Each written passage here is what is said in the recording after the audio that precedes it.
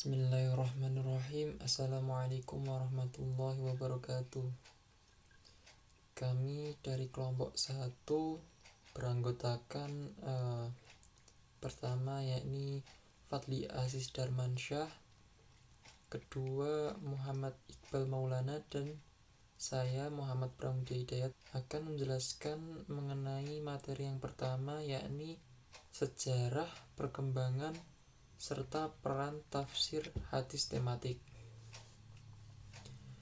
Untuk yang pertama mengenai sejarah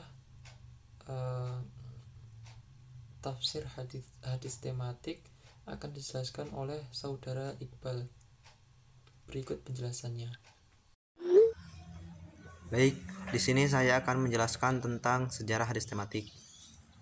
Sebagaimana yang kita ketahui, hadis memiliki sejarah yang panjang, yang secara global dimulai pada masa Nabi Muhammad SAW, masa sahabat, masa pengkodifikasian hadis, dan masa digitalisasi hadis.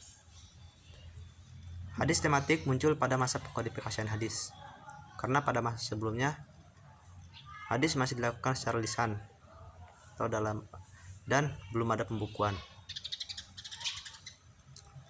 Pada masa pengkodifikasi ini berlangsung dalam kekhalifahan Umar bin Abdul Aziz, dengan tujuan untuk menjaga hadis Nabi dari kepunahan dan kehilangan, baik karena banyaknya perawi yang meninggal atau maraknya hadis palsu. Pengkodifikasian hadis ini berlangsung semenjak abad kedua Hijriah, dengan salah satu tokoh yang terkenal pada abad itu yaitu Imam Malik dengan karyanya Al-Muwatta. Pada abad ketiga, itu merupakan puncak pembukuan hadis. Ulama pada masa ini dikenal dengan ulama mutaqaddimin, yang mengumpulkan dan memeriksa hadis dengan usaha sendiri, dengan cara menemui para penghafalnya secara langsung. Di antara ulama-ulama yang terkenal itu yaitu yang kita kenal sampai sekarang, ulama kutubus sittah.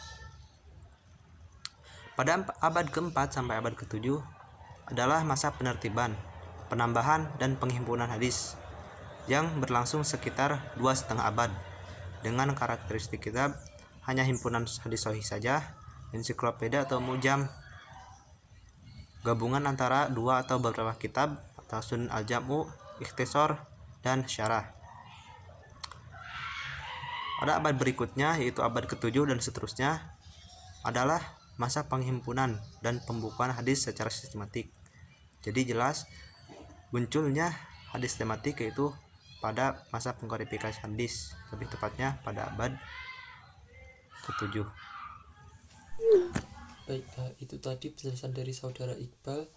Jadi bisa dibilang syarah hadis itu merupakan cikal bakal dari adanya tafsir hadis tematik.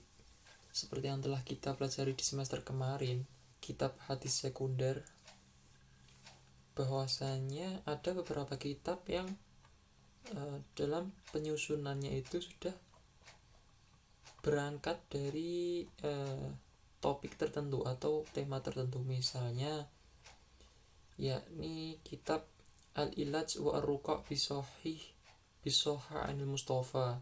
Kitab tersebut berisikan tentang pengobatan dan ruqyah.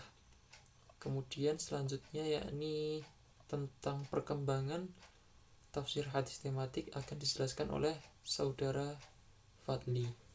Berikut adalah penjelasannya. Oke, baiklah, di sini saya ingin menjelaskan perkembangan tafsir tematik. Cikal bakal perkembangan tafsir tematik yang berupaya mengumpulkan ayat-ayat Al-Quran berdasarkan kesamaan persoalan dan pembahasan sebenarnya sudah dapat dilihat dalam perkembangan tafsir masa klasik dan abad pertengahan Islam. Parmawi, Abdul Al-Hayy Parmawi, menyebutkan upaya pengumpulan ayat-ayat yang memiliki pembahasan serupa dalam karya-karya tafsir Bil Matsur. Ia mengatakan bahwa setiap temuan tentang tafsir Quran bil Quran, yaitu menjelaskan makna ayat dengan ayat Al-Quran lain, yang merupakan bagian dari upaya penafsiran secara matsur, merupakan bagian dari penafsiran secara tematik.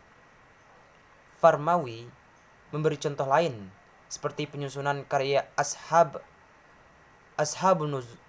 Nuzul, yaitu Abu Ali Al-Wahid, atau karya-karya di bidang nasih mansukh seperti Abu Ja'far Al-Nuhas, atau karya-karya yang membahas tentang majas Al-Quran seperti karya Abu Ubaidah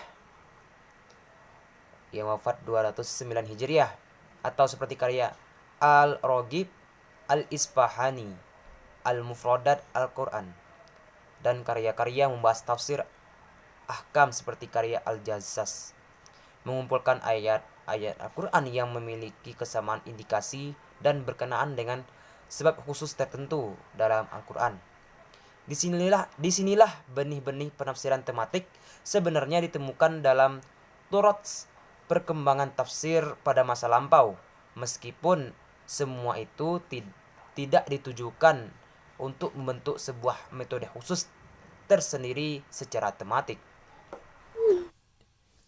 Baik, itu tadi merupakan penjelasan singkat mengenai perkembangan tafsir hadis tematik oleh Saudara Fadli. Yang selanjutnya ini mengenai peran tafsir hadis tematik yang akan saya jelaskan. Seperti yang telah kita ketahui, zaman kian hari kian berkembang. Begitupun pula dengan permasalahan yang melingkupinya. Kian hari semakin kompleks permasalahan tersebut. Sebagai seorang muslim, tentu kita jika sedang menghadapi suatu persoalan atau permasalahan, sudah sewajarnya kita kembalikan kepada Al-Quran dan As-Sunnah, Al-Hadis, yang mana merupakan sumber pokok atau dasar petunjuk kehidupan. Nah, dengan adanya model atau metode tafsir hadis tematik ini, Al-Quran atau hadis yang menjadi fokus pembelajaran kita pada saat ini, tafsir hadis tematik, dapat kita gunakan dalam rangka menjawab atau memecahkan persoalan-persoalan tersebut. Tentunya dengan secara lebih praktis dan lebih tepat sasaran dibandingkan dengan metode-metode yang lain. Tentu saja metode tematik ini merupakan metode yang dirasa paling tepat digunakan. Karena apa? Hal tersebut dikarenakan metode maudhu'i atau metode tematik itu berangkat dengan mengangkat suatu topik atau permasalahan tertentu. Nah, bisa jadi tema atau permasalahan tersebut itu diambil dari persoalan atau permasalahan yang sedang kita hadapi, baik itu secara individu maupun masyarakat. Untuk itu, nantinya permasalahan atau persoalan tersebut itu kita dikaji menggunakan metode tafsir hadis tematik ini. Untuk kemudian nanti akan dicari bagaimana solusinya atau jawaban dari persoalan atau permasalahan tersebut. Mungkin ini penjelasan singkat dari kelompok kami. Lebih lengkapnya lagi mungkin bisa dilihat di makalah yang telah kami buat. Mohon maaf sebesar-besarnya apabila banyak kekurangan dan kesalahan dari kami. Mungkin itu saja dari kelompok kami. Wassalamualaikum warahmatullahi wabarakatuh.